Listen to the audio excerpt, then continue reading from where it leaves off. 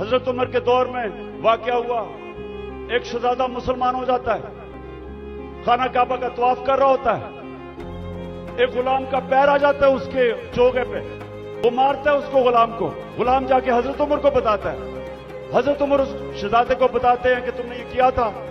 ہاں، اس نے کہا اس کی جرت ہے۔ غلام کو کہتے ہیں واپس مارو اس کو، وہ شہزادہ دین چھوڑ کے چلا جاتا ہے، لیکن یہ چیز قائم ہو جاتی ہے کہ قانون کے اوپر کوئی نہیں ہے۔ تو پاکستانیوں، اپنی تاریخ سے سیکھو۔